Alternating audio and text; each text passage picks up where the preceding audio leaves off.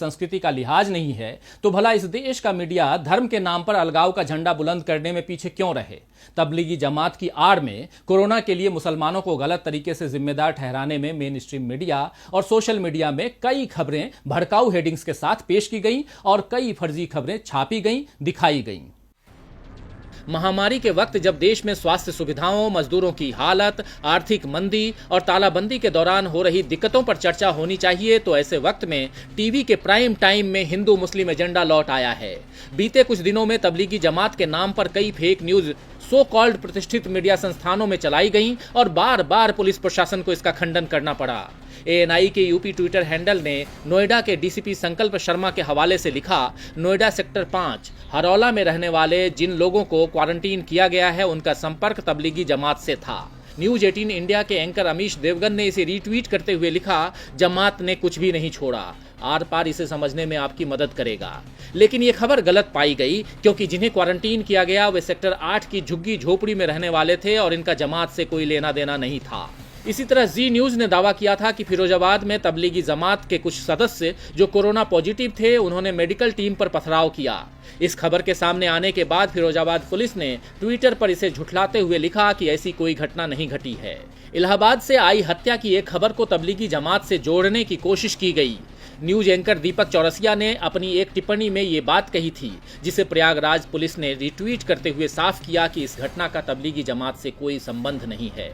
हाल ही में अरुणाचल प्रदेश के बारे में जी न्यूज ने खबर चलाई कि वहां 11 जमात सदस्य मिले हैं जो कोरोना संक्रमित हैं, जबकि वहां केवल एक मरीज है। इस न्यूज का जब खंडन आ गया तो जी न्यूज ने इसे मानवीय भूल बताकर खेद जतला लिया। आपको याद होगा कि कोरोना के फैलने के कुछ दिनों पहले ही उत्तर पूर्वी दिल्ली दंगों का शिकार हुई थी, इसीलिए अभी अधिक सावधानी बरतने की जरूरत थी। लेकिन जैसे शेर के मुंह को खून का स्वाद लग जाए तो फिर वो आदमखोर बन जाता है। कुछ ऐसा ही हाल देश के कुछ अति राष्ट्रवादी पत्रकारों और खास मकसद के लिए गठित आईटी सेल का है। इन्हें तब तक चैन नहीं आता जब तक इनकी वजह से देश में नफरत न बढ़ जाए और उस नफरत का शिकार कुछ मासूम लोग न हो जाएं। मेन स्ट्रीम मीडिया के साथ साथ सोशल मीडिया पर भी तबलीगी जमात के नाम पर खूब सांप्रदायिक जहर फैलाया जा रहा है। बीते दिनों सोशल मीडिया पर एक पोस्ट वायरल हुई जिसमें सुरक्षा कर्मियों से घिरे 2 लोग दिख रहे हैं। साथ ही बरामद किए गए नकली सैनिटाइजर्स और उन्हें बनाने में इस्तेमाल कच्चा माल और मशीनें भी नजर आ रही हैं। वायरल हो रही इस पोस्ट में कहा गया है कि ये बरामदगी भारत में हुई है और ये गलत काम करने वाले लोग मुसलमान हैं। यानी इस खबर को एक सांप्रदायिक एंगल भी दे दिया गया है, जबकि सच ये है कि ये खबर बांग्लादेश की है, जहां के नारायणगंज जिले में पड़े एक छापे में भारी मात्रा में नकली हैंड सैनिटाइजर बरामद हुआ था। वैसे भारत में भी नकली चीजों का कारोबार करने वालों की कमी नहीं है। कुछ दिनों पहले हैदराबाद और मानेसर में पुलिस ने नकली सैनिटाइजर बनाने वालों पर छापा मारा। हैदराबाद में तो ये काम एक हिंदू का है, जबकि मानेसर के आरोपी के धर्म के बारे में कोई जानकारी नहीं है। वैसे भी गलत काम करने वाले अधर्मी ही होते हैं, लेकिन फेक न्यूज के कारोबारियों को धर्म अधर्म का ये फर्क समझ नहीं आता। कुछ पुरानी तस्वीरें और पाकिस्तान के कुछ वीडियो सोशल मीडिया पर सर्कुलेट कर ये दावे किए गए कि तबलीगी जमात के सदस्यों ने पुलिस और अस्पताल कर्मियों के साथ दुर्व्यवहार किया है, जबकि बाद में इनका सच भी सामने आ गया। दरअसल भारत में कोरोना को धर्म से जोड़ने का ये सिलसिला अचानक शुरू नहीं हुआ है, बल्कि बड़े ही सुनियोजित तरीके से फेक जानकारियां और वीडियो फैलाए गए और आम लोगों तक ये धारणा पहुंचाई गई कि मुसलमान कोरोना से न सिर्फ पीड़ित है बल्कि इसे जानबूझकर फैला रहे हैं। तो फेक न्यूज चलाने वाले या मौलाना आया, कोरोना लाया, कोरोना जिहाद, निजामुद्दीन का विलेन कौन जैसी हेडलाइंस परोसने वाले भारत के संविधान को मुंह चिढ़ा रहे हैं। भारत का नागरिक होने के नाते इनकी जिम्मेदारी है कि वे संविधान का पालन करें, लेकिन वे तो इस जिम्मेदारी से पल्ला झाड़ रहे हैं। और सत्ता में बैठे लोगों का हाल इससे भी बुरा है, क्योंकि संविधान के नाम पर शपथ लेने के बावजूद उनके काम ऐसे हैं जो इस शपथ का निर्वाह करते नहीं दिखते। देश का हर मुसलमान तबलीगी जमात से जुड़ा नहीं है, लेकिन इस वक्त माहौल ऐसा बना दिया गया है जैसे मानो देश में मुसलमानों के कारण ही कोरोना फैला है। तबलीगी जमात की गलती वाकई बहुत बड़ी है, लेकिन इसकी सजा देश के सारे मुसलमानों को नहीं दी जा सकती है और इसी तरह सारी गलती अकेले तबलीगी जमात की भी नहीं है। इस लापरवाही में सरकार की भूमिका पर भी सवाल उठे हैं।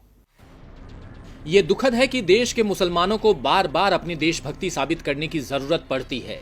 उन्हें अक्सर शक की निगाहों का सामना करना पड़ता है। अभी कोरोना के बढ़ते मामलों में भी शक की सुई मुसलमानों की ओर घूम गई, लेकिन देश के सभी मुसलमानों को तबलीगी जमात से जोड़ने वालों को ये पता होना चाहिए कि भारत में मुस्लिम समुदाय कई फिरकों में भी बटे हुए हैं। तबलीगी जमात भारत के सभी मुसलमानों का प्रतिनिधित्व नहीं करता है।